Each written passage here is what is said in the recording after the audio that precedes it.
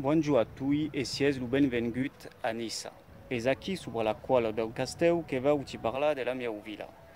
Allora perché la culinetta? Simplement perché aqui avem un ponte de vista le plus important sobre tutti gli edifici della villa. Voles vedere? Allora se creme. E va ti parla in francese perché vas me dire che non has rien a capite della mia video. Malicious.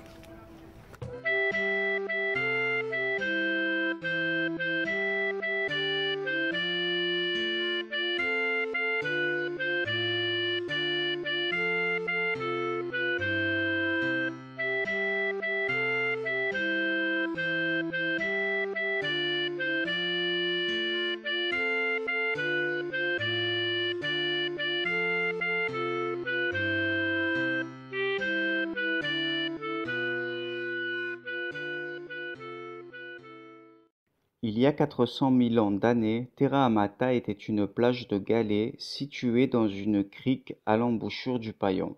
Le niveau de la mer était 6 mètres plus haut qu'aujourd'hui. C'était une halte pour les hommes préhistoriques qui venaient y camper durant les beaux jours. Ces hommes se servaient des galets pour fabriquer leurs outils, chôbeurs, pics, hachereaux et bifaces. Avec ces outils, ils chassaient les jeunes éléphants, les cerfs, les rhinocéros des prairies, les lapins, les auroches ou autres sangliers. Terra Amata est un des sites préhistoriques les plus connus au monde. Tout scientifique venu des quatre coins du globe le connaît. En effet, ce site a permis de livrer un des plus vieux foyers de l'humanité et la découverte du feu. La domestication du feu par les Homo erectus a permis de manger plus sain, d'apporter chaleur et lumière. Le feu a permis aussi de se socialiser et de s'affranchir du cycle circadien, contrairement aux animaux. Terra Amata est aujourd'hui un musée se trouvant derrière le port de Nice, gratuit pour les Niçois. À quelques kilomètres de ce site, au niveau de la réserve, la grotte du Lazaret est en cours de fouille. Il s'agit d'un gisement sur l'évolution et la connaissance des Homo erectus. Un fragment de crâne de moins 170 000 ans avant Jésus-Christ a été retrouvé. La grotte du Lazaret a réouvert ses portes depuis 2017. Les Ligures s'installent sur la côte de 900 à 600 avant Jésus-Christ. Ils construisent les premiers oppidums. Une tribu occupe ainsi la colline du bois sacré, dite aujourd'hui du château, une autre celle de Cimier.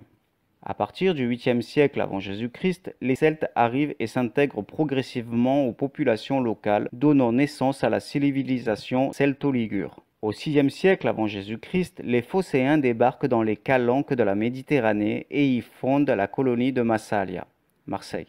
Ils importent les cultures de l'olivier, de la figue ou encore de la vigne. Les Phocéens développent rapidement un commerce intense le long de la côte méditerranéenne, créant des comptoirs comme Olbia, hier, Antipolis, Antibes ou Nicaïa, Nice.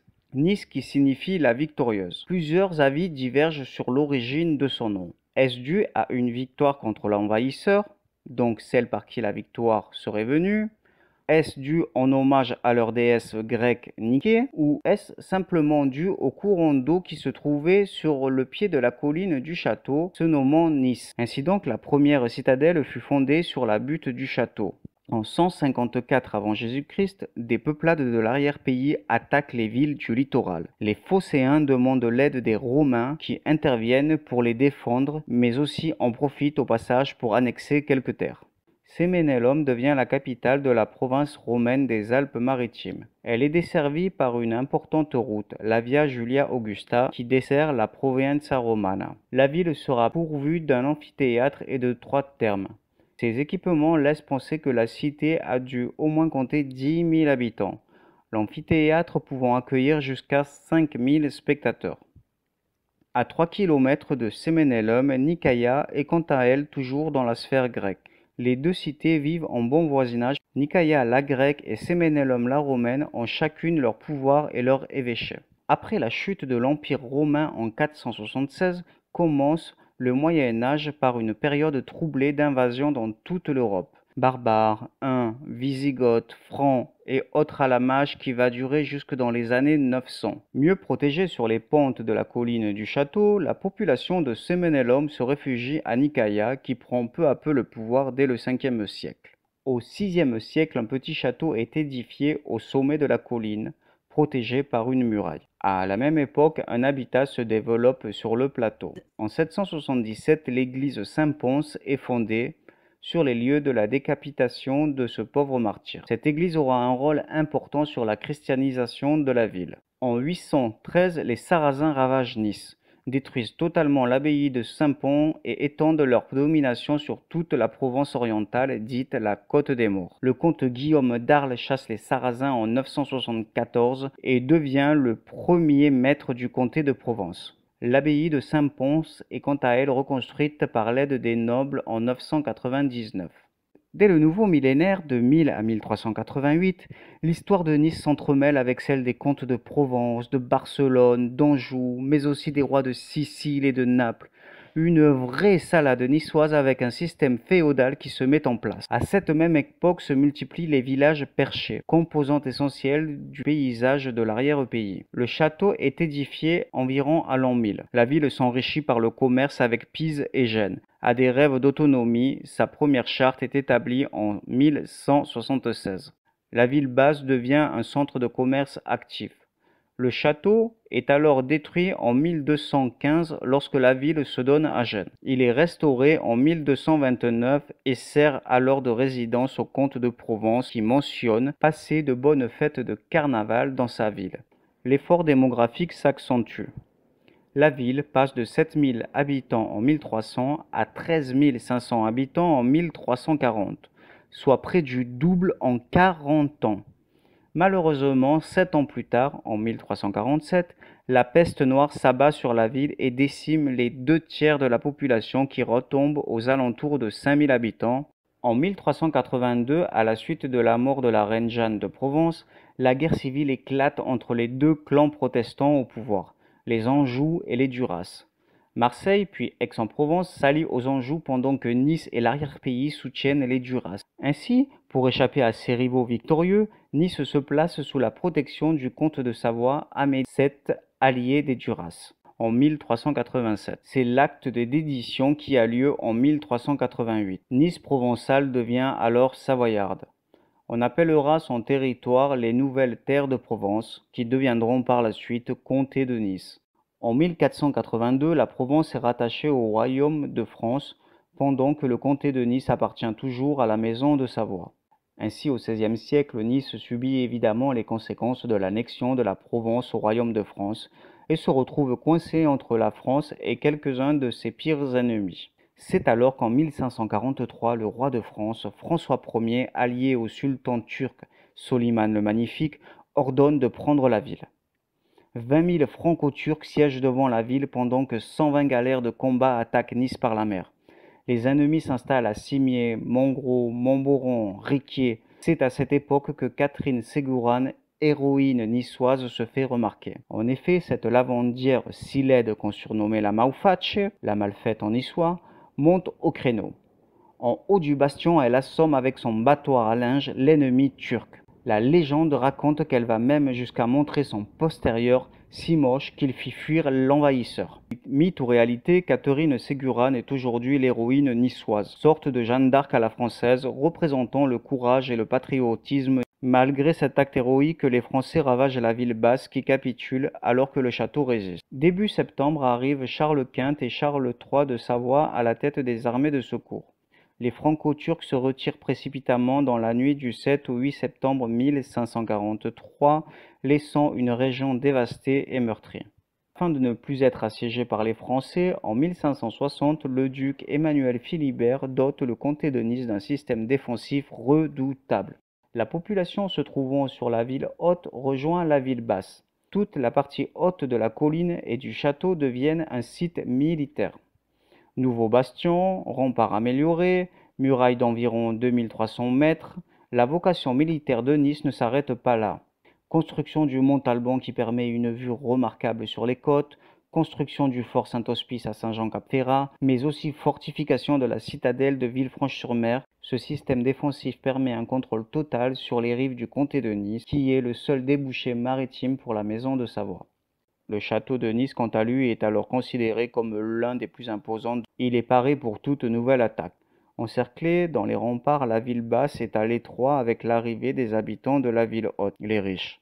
Avec ce manque d'espace, on décide de construire en hauteur. C'est la configuration actuelle du Vieux-Nice. Toutes les nouvelles constructions, notamment de la classe aisée, donnent naissance à une nouvelle architecture, le baroque. Se sentant à l'abri par ses ouvrages militaires, la ville peut enfin s'embellir avec le baroque. Le baroque est une architecture en vogue venant de Rome qui met l'accent sur la rhétorique visuelle en réponse à la contre-réforme des protestants.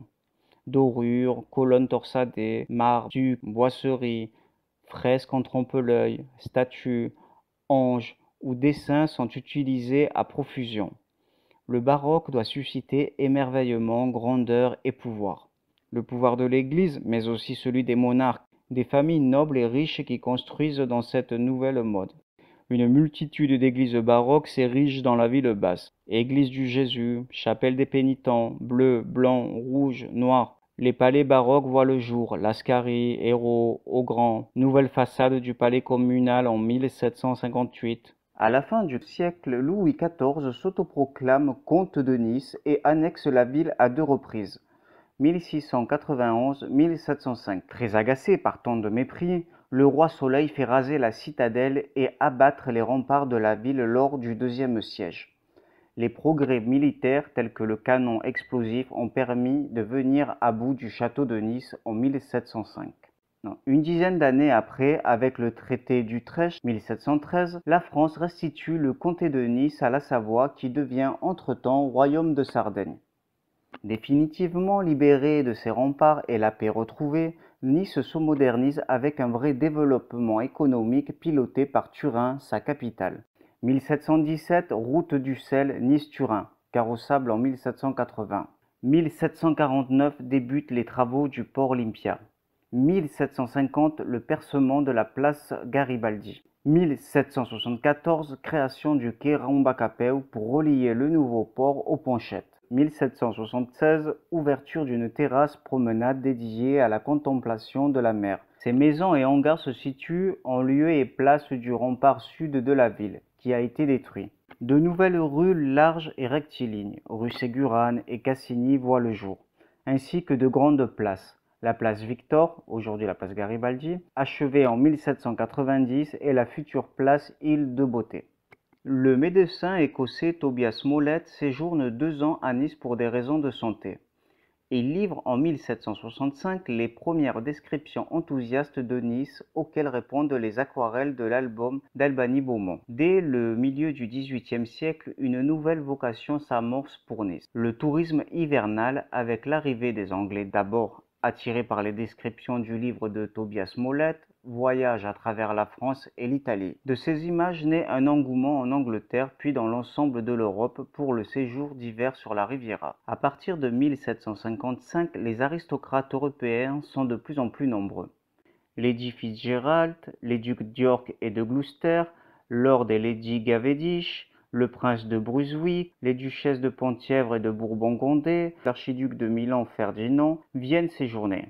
À partir des années 1770, une première colonie britannique fonde à Nice le quartier nouveau appelé Newborough à la Croix de Marbre. En 1789, la Révolution éclate à Paris. Les révolutionnaires débarquent et créent le département des Bouches-du-Rhône, du Var et des Basses-Alpes en 1790. La milice niçoise et les barbés se constituent face à l'envahisseur français. Dans le giron française, le comté de Nice est restitué à nouveau à Victor-Emmanuel Ier, roi de Sardaigne en 1815 après l'abdication de Napoléon. À nouveau dans la maison de Savoie, Nice se développe à nouveau. Face à cette vague de construction, le roi Charles Albert ordonne la création d'un plan régulateur, le Consiglio d'Ornato, né en 1832. Cette assemblée doit veiller à l'embellissement de la ville avec des plans réguliers et des projets architecturaux en adéquation avec la ville. Sa plus belle réalisation reste la place Masséna. Le Consiglio d'Ornato prendra fin lorsque Nice devient française. Le révérend Lewis Way, en charge de l'église anglicane de Nice, collecte des fonds auprès de la communauté britannique et fait réaliser à proximité de leur quartier, le quartier Croix de Marbre, un chemin large de 2 mètres, longeant la mer. Le chemin leur permet de s'époumoner le long de la Méditerranée, ce qui est bon pour leur santé. Officiellement appelée Strada del Litorale, les Niçois l'appelleront par moquerie Camine des Ingles. La promenade des Anglais sera prolongée par la municipalité jusqu'au Baumettes en 1844, suivie du quai du Midi longeant les Ponchettes. L'expansion de la ville s'effectue avec la création de nouveaux faubourgs à l'extérieur du Vieux-Nice. Le franchissement du torrent Le Paillon devient vite un obstacle entre les nouveaux faubourgs habités par une clientèle d'hivernants et la ville où sont réunis les services administratifs et culturels. L'accès à la zone du cours par l'unique pont dit le pont Vieux est trop éloigné et étroit. La municipalité décide la construction d'un nouveau pont, le pont Neuf, non loin de l'embouchure du Paillon avec la mer. Ce pont relie le Vieux-Nice à la nouvelle place qui sera la place Masséna et à la route de France en plein développement urbain.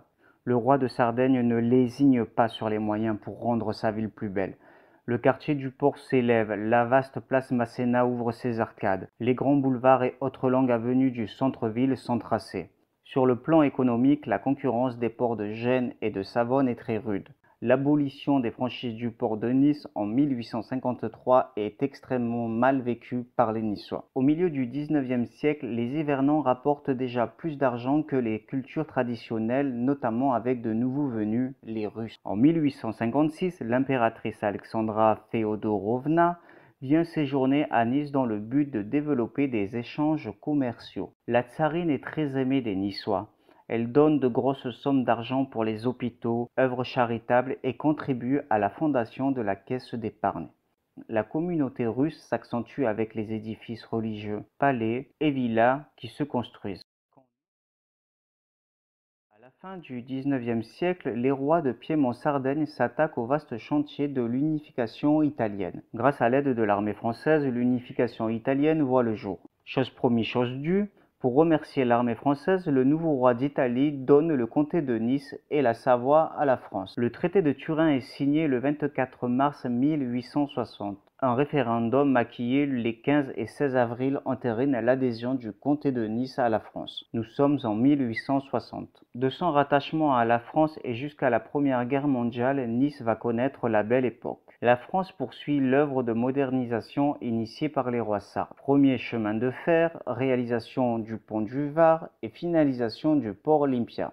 Grâce au développement du tourisme, la ville va connaître un essor spectaculaire. Pour distraire ce beau monde se bâtissent théâtres, opéras, tournois de sport prestigieux et hippodromes. Les 2 gares Thiers et chemin de fer voient le jour dans un style néoclassique. L'avenue de la Victoire, soit Jean Médecin, est plantée d'arbres comme les avenues parisiennes. Le nouveau théâtre municipal voit le jour en 1885 et de nouvelles villas somptueuses telles que Coutchbé Masséna, Palais de Marbre, Château de l'Anglais, Villa Bossite, Château des Baumettes et Château de Valrose sortent de terre. L'Observatoire de Nice voit le jour en 1887. Le site comprend 18 pavillons dont 13 portent la signature de Charles Garnier, tandis que sa coupole est réalisée par Gustave Eiffel.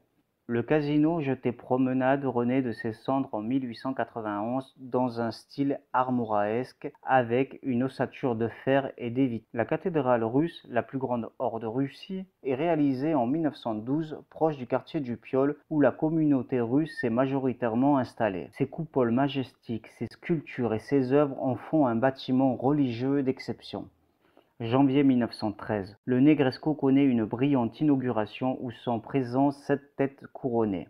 Chacun s'extasie devant le grand hall elliptique, la rotonde lumineuse, le tapis géant ou encore l'aménagement signé Paul Dumas dans les 450 chambres. De nouveaux peintres, écrivains et musiciens tombent aussi sous le charme de la ville en séjournant ou en s'y installant. Le renom de Nice est exceptionnel dans le monde entier. La croissance urbaine demande une importante main-d'œuvre d'ouvriers. L'arrivée massive des Français et Italiens contribue à l'économie de la cité en créant plus d'immeubles appelés palais. L'arrivée de ces nouvelles populations, tout comme celle des hivernants, va faire perdre à Nice peu à peu son identité et sa langue nissarde. Nice paie un lourd tribut à la guerre de 14-18. L'activité touristique peine évidemment à s'en relever. D'autant que l'après-guerre marque un changement des mentalités. Avec l'instauration des congés payés en 1936, le tourisme se démocratise et la saison des étés prend le pas sur celle des hivers. Après la guerre, on continue à construire dans un style en vogue à la Belle Époque, mais l'exposition internationale des arts décoratifs industriels et modernes de Paris, en 1925, va révolutionner l'architecture. Au style Art Nouveau de la Belle Époque succède le style Art déco des années folles. À cette même époque, il y a urgence à construire face à une population qui a quasiment doublé. Le quartier des musiciens est un bel exemple de l'Art déco, mais aussi l'église Jeanne d'Arc, Notre-Dame d'Auxiliatrice, le Forum, le Gloria Mansion, le Palais de la Méditerranée, la Poste Thiers ou le Monument aux Morts. On dénombre actuellement à Nice près de 600 immeubles Art déco, faisant d'elle l'une des villes les plus belles en patrimoine Art déco de France. En 1940, durant la Deuxième Guerre mondiale, les Italiens occupent une partie de la ville. Les bombardements deviennent fréquents et meurtriers. La situation économique devient catastrophique et la ville connaît une quasi-famine pendant l'été 1940. Les Allemands dépouillent entièrement la jetée promenade. Cuivre, bronze, statues, argenterie, câbles électriques et autres métaux afin d'être utilisés pour la guerre. Le fort du Montalban, quant à lui, abritera un poste de transmission militaire italien puis allemand. La ville a beaucoup souffert pendant la guerre. 1868 immeubles sont bien endommagés, voire quasi détruits. La ville a perdu 30 000 habitants. En 1950, Charles Torteau de Tourette-Levens, connu pour son esprit ingénieux et aussi ses créations multiples brevetées, reçoit une commande de 800 chaises à créer pour la promenade des Anglais. À cette époque, le droit de s'asseoir était payant.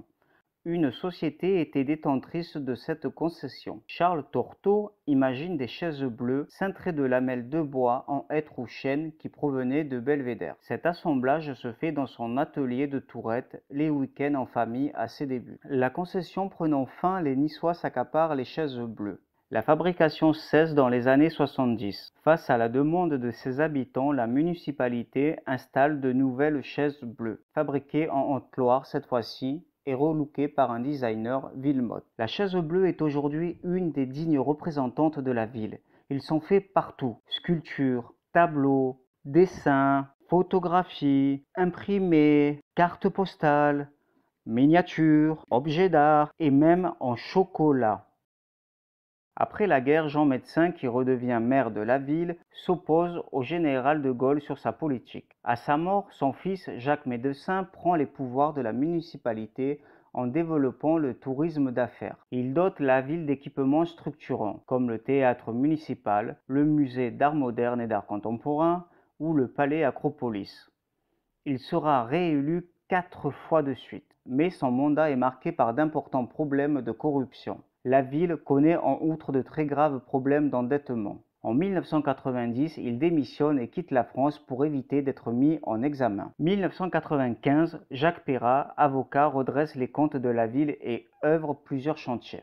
Palais Nicaïa, bibliothèque municipale à vocation régionale Louis Nucera, doublement de la voie Matisse, finition de la pénétrante du Paillon, mise en place du tramway et rénovation de la place Masséna. La construction de la ligne 1 du tramway, justement, a permis de dégager plusieurs vestiges, notamment le pont vieux, la porte Pérolière et des vestiges d'un ensemble fortifié. Aujourd'hui, cette crypte sous la place Garibaldi, avec ses quelques 2000 mètres carrés et ses 5 siècles d'histoire, est ouverte au public. En 2008, Christian Estrosi succède à Jacques Perrat avec son florilège de projets. Restauration des quartiers des Moulins, Pasteur, Roquebillière, l'Ariane, mais aussi requalification des places emblématiques telles que Garibaldi, avec ses fenêtres d'origine, place Saint-François, Dupin, Thiers, mais aussi embellissement de toutes les églises. Le 22 septembre 2013, le nouveau stade l'Alliance Riviera, dans son écrin de verre photovoltaïque et tout écologique devient le siège des rencontres de l'OGC Nice en lieu et place du Ré. Le Ré qui à Nice Nord a écrit les belles histoires du club de 1927 à 2013. L'Alliance Riviera quant à lui sonne un vent de renouveau pour le club qui finit plus de grandir. Nouveau blason, centre d'entraînement, capitaux étrangers, actionnariat, le gym, club plutôt familial, rentre dans la cour des grands avec des internationaux et l'Europa League. L'Alliance Riviera est récompensée par les International Architecture Awards 2014 comme l'un des 114 plus beaux projets architecturaux du monde. À la même année, un mois après, la coulée verte est inaugurée en octobre 2013. Elle met fin à la vieille gare routière qui coupait les deux rives de la ville. Ce parc urbain d'une superficie de 12 hectares permet de relier la promenade des Anglais jusqu'au Théâtre National. Elle est composée de 1600 arbres et comprend également un miroir d'eau de 3000 m². Christian Estrosi œuvre pour le lancement des travaux de la ligne 2 de Nice-Méridia, mais aussi l'inscription de la promenade des Anglais à l'UNESCO. La ville de Nice continue à s'embellir et à attirer les touristes toujours plus nombreux. Pourtant, le 14 juillet 2016, après le feu d'artifice traditionnel, la ville est touchée par un terroriste qui fera 86 décès et des centaines de blessés.